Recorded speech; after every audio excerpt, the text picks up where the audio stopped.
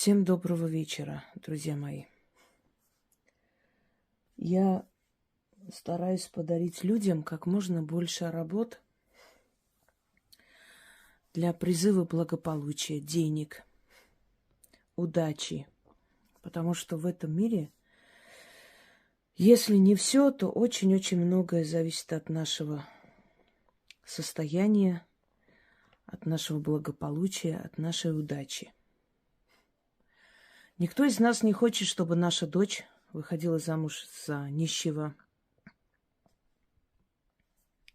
Никто не хочет, чтобы наш сын женился на нищей девушке из неблагополучной семьи. Мы все хотим для своих детей удачи, достойных пар. И здесь дело даже не в деньгах.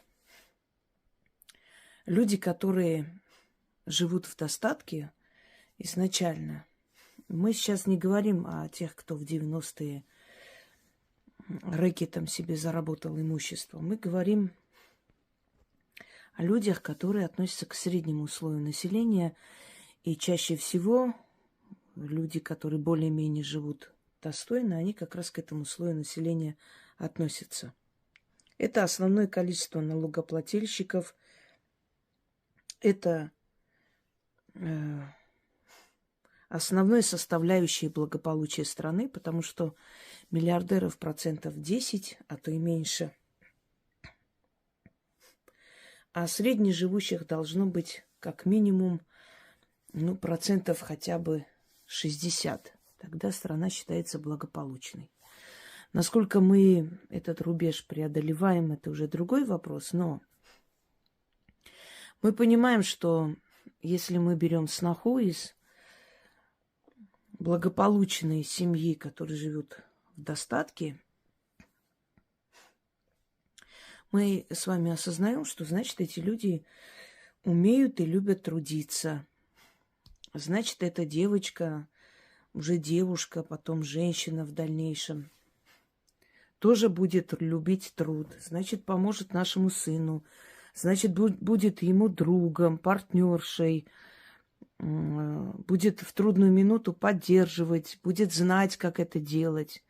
Это не только из-за денег. Просто люди неправильно понимают. Если в семье одни алкоголики и тунеядцы, то понятное дело, что ребенок, который растет там, один из миллионов случаев, чтобы ребенок из такой семьи понимал, что такое труд. И, по крайней мере, может быть, дедушки, прадедушки, бабушки были нормальные люди, но с родителями не повезло. Так бывает. А если из поколения в поколение это семья абсолютных лодырей, то, конечно, они будут жить впроголодь, они будут жить, перебиваясь с копейки на копейку. И не потому, что мы такие бессердечные твари и не жалеем эту девочку, а потому что мы понимаем, что ей не привили любовь к труду. И будет очень трудно, а порой и невозможно это сделать нам самим. Вот поэтому каждый из нас стремится женить своего сына на достойной девушке из достойной семьи. Достойная семья, мы имеем в виду люди, которые трудятся, которые любят труд, которые созидают, создают, более-менее нормально одеваются, едят непросроченные продукты. Значит, это люди, которые своим трудом создают себе быт. А значит, эта девушка будет знать и любить труд. Да, она станет опорой для нашего сына. Мы не хотим нашу дочь отдавать в нищую, пьющую семью. Никто не хочет. Пусть меня закидают камнями те, кто хочет этого сделать. Никогда в жизни. Мы всегда хотим, чтобы был достаток. Пусть они будут не очень богатые, пусть они будут не олигархи, но они любят труд. Неважно, откуда эти люди живут, в селе, в городе, трудятся, создают. У родителей есть свой дом, есть какой-то участок, есть какая-то прибыль. То есть мы все смотрим на это, и это правильно. Встречают по одежке не просто так сказано. Если придут к вам люди в старых разорванных шортах на запорожца, навряд ли вы будете очень счастливы, что ваша дочь выходит за них замуж. А если они придут достойно, принесут красивые, дорогие подарки, то есть из уважения к своей будущей невестке, наверное, будете счастливы и скажете, что, ну, более-менее вы спокойны за своего ребенка, она попадет в хорошую семью, в нормальные руки, где люди трудятся, создают, созидают. Значит, в будущем и ваши внуки будут хорошо жить. Я к чему говорю? К тому, что люди иногда говорят: ой, деньги зло, деньги это ерунда, богатство это фигня, с собой не унесешь. Да, с собой не унесешь. Но одно дело, когда ты уйдешь, и у тебя будут деньги на похороны, и у тебя будет дом, в котором твои дети будут жить, и у тебя будут драгоценности, которые ты оставишь своим детям в наследство. И квартира, и машина будет, еще и имя. А если ты чего-то еще добился, и твой труд еще прокормит поколение твоих детей, это будет замечательно. Ты с собой не унесешь, и никто не должен уносить. Но если ты это все оставишь, значит, тебя будут вспоминать как достойного человека, который прожил не просто так на этой земле. А если, извини меня, у тебя даже на похороны не будет денег, если государство за свой счет тебя должно хоронить, потому что ты ничего за эту жизнь не создал. Мы сейчас не говорим о несчастных случаях, мы сейчас не говорим о войне, о катастрофах, которые резко уничтожают и забирают все, что человек создал. Мы говорим о людях, которые состарились и палец о палец не ударили, чтобы в их жизни был достаток, чтобы их дети одевались и жили не хуже других. Мы об этом говорим. Одно дело, когда женщина имеет свое жилье, карьеру, деньги, и вдруг муж решил, что ему нужна молодая задница, и побежал за этой молодой задницей. Может быть, ей обидно, больно, переживает, плачет. Но у нее есть свой дом, у нее есть деньги, у нее есть работа, свое дело. Она понимает, что она не будет голодать. Ну, ее предали, да, но можно пережить. А вот если женщина всю жизнь посвящает мужу, не создает себе ни карьеры, ничего не покупает, все оформлено на него, она растворяется в нем, просто живет ради него. В какой-то момент он: пошла вон отсюда, я там полюбил Марусю. Она моложе, лучше, у нее там, не знаю, 5 размер. Давай, вот твой чемодан, все записано на меня, деньги мои, машина моя, дом мой, свободно. Куда вы пойдете в 60 лет? На улицу уборщицей работать? Да. Почему? Потому что вы свой достаток не создали. Никогда в жизни не надо зависеть ни от сына, ни от мужа. Хорошо, если они хорошие, замечательно, если они подмога в старости или в молодости. Ну, а если нет? Я знала много женщин, которые продавали свой дом, отдавали внукам, детям, в надежде на то, что в старости лет они там кусок хлеба принесут ей. Не случилось. Они взяли с радостью свою долю денег, а потом просто эта женщина скиталась, пока не ушла там где-то в старческий дом или где-то вот так и осталась, там и умерла.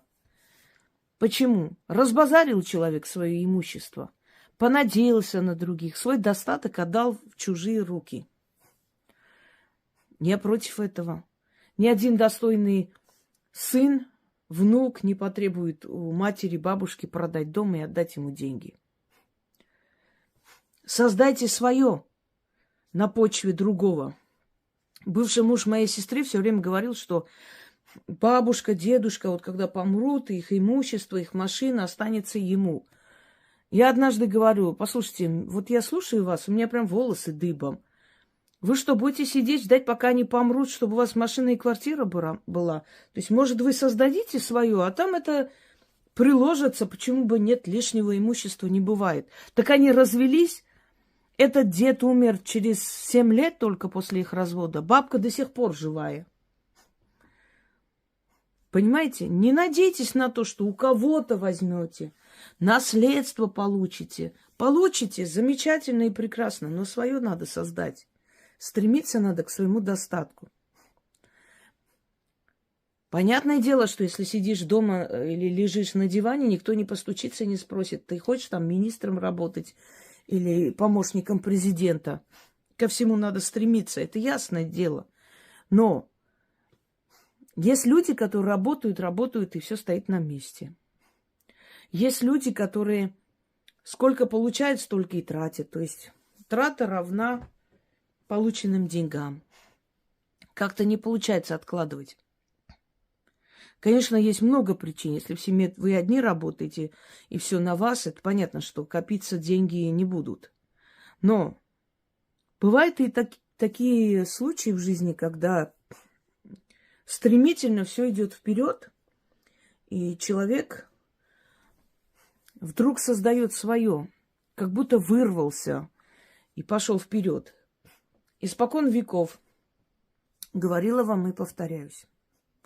Во все времена, во времена всяких властей, войн, голода, эпидемии и прочее, всегда были люди, которые жили обычной жизнью, жили хорошо. Почему? Потому что они знали определенный секрет, этим пользовались. И это помогало им призывать удачу, сохранять свои жизни, защитить себя от всех невзгод. Называйте это магией, называйте это тайные знания, называйте это обращение к силам, вера в сверхъестественное, в свою судьбу, в удачу, как хотите. Но это было, есть и будет. И вот сейчас своими работами я вам показываю, как это происходит, что у всех все рушится, мир в хаосе, а вы как жили, так и живете лучше всех. И это возможно, и это происходит. Например, люди, которые начинают делать мои работы, они говорят, что, вы знаете, все эти тяжелые годы, вместо того, чтобы в убыток работать, наоборот, у меня все хорошо. Вот вы тот самый человек, который знает эту тайну, и этим пользуется. И не удивляйтесь, что есть люди, которым вы по доброте душевной показываете мой канал, они даже не понимают, что там вообще происходит, заходят раз в 3 года и ноют, и воют, что у них все плохо. Почему? Потому что им не дано понять. Их не призывали. Это не для них. Для них это слишком высокие, скажем, материи. Им намного легче ходить к гадалкам. Вот будет, не будет, буду я хорошо жить, встречу я мужчину, который меня содержит. Причем это, как правило, халявщицы, которые всегда ищут какого-то мужика, который решит все их вопросы. Как будто кроме их одного места других не существует, и оно просто золотое, и этот мужик ради этого должен просто не знаю, что делать. Зачем ему это надо, если женщины продажные обходятся намного дешевле и мозги не выносят? Почему-то женщинам кажется, что вот они настолько безупречные просто, такие редкие в природе, что мужик ради того, чтобы провести с ними ночи, просто обязан решить все их проблемы. Особенно мужики 21 века. Делать им больше нефиг. Нашли дураков. Сейчас женщины сильнее. Ролями поменялись. Не ждите, не ищите богатых мужчин, не надейтесь на какой-то счастливый случай. Творите это все своими руками. Будет богатый, любящий мужчина, пожалуйста, почему бы нет. Будет наследство еще, да, еще лучше. Но не надейтесь, пусть это не будет ваша последняя надежда. Чем больше человек работает и создает, тем больше ему еще и дается. Знаете об этом? Притягивается в его жизнь. Итак, зажигайте свечу, любую, ставите на алтарь, ходите по дому и начитывайте на свое имущество. Это приумножает имущество, как заговор к деду Сидору. Я учила вас, что их можно на деньги читать даже. Как конеюшки, заговор. Много других работ, которые приумножают имущество. Сколько раз читать? Ну вот сколько вам хочется. Вот открыли сундуки золота. Мне надо их вытаскивать. Это я просто для алтаря красиво разложила. И начитывайте. Потом открыли шкаф. У вас есть шуба. Значит, будет еще 2-3. Начитайте на эту шубу. Потом посмотрели на свой дом. Начитали. Значит, через некоторое время у вас еще может появиться дом. На свой автомобиль начитали. И вот так вот ходите по дому и начитывайте на предметы богатства, роскоши, все, что у вас есть. Мало, значит, будет еще больше.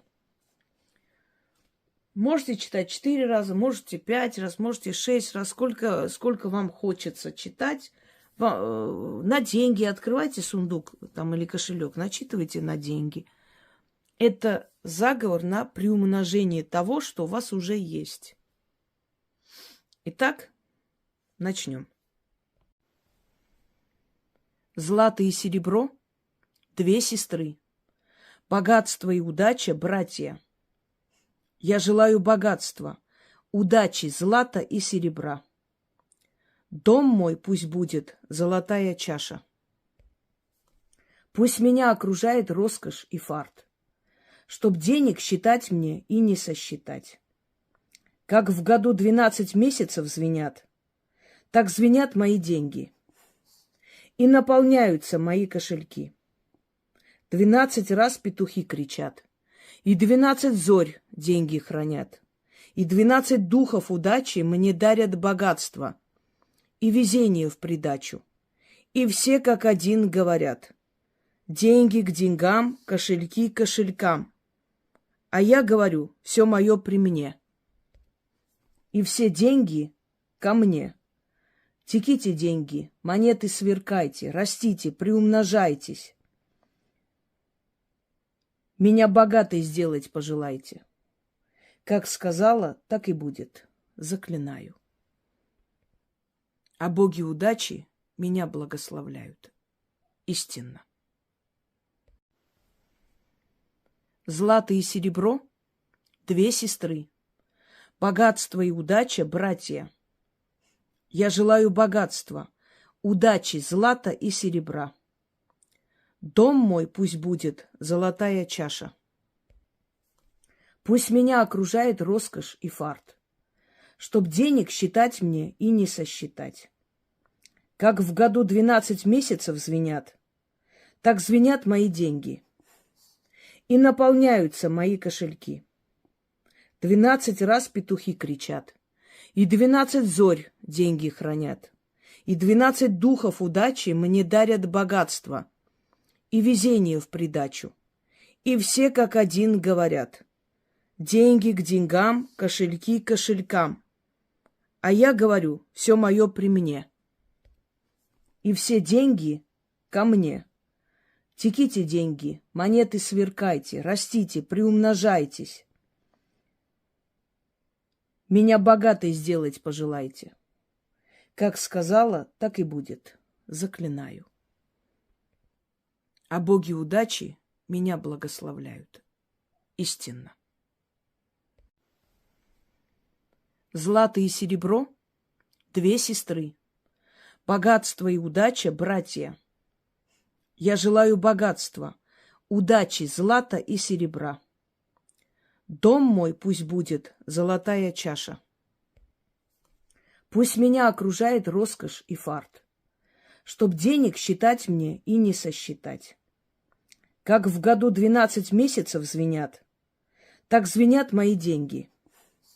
И наполняются мои кошельки.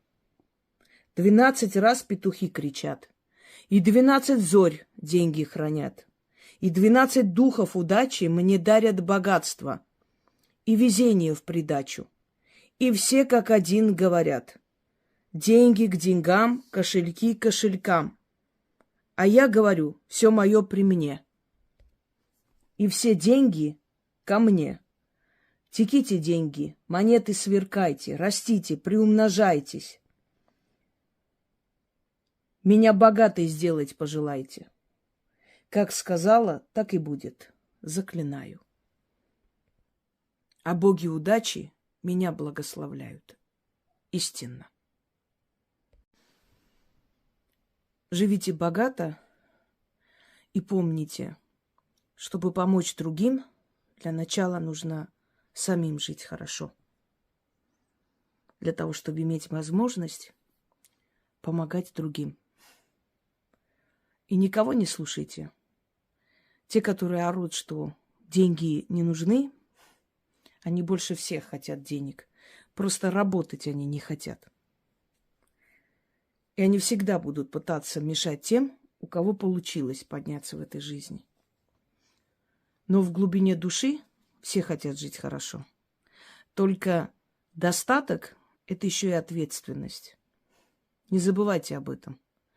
Купленная машина – это детали, это бензин, это ремонты, это налог. Купленный дом – это плата за коммунальные услуги, это налог за землю, это ответственность.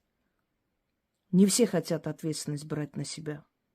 Все хотят жить хорошо, но они не понимают, что чем больше тебе дают боги, тем больше с тебя требует общество. Но в любом случае лучше быть ответственным человеком и жить хорошо, чем безответственно прозябать свою жизнь. Желаю всем вам удачи.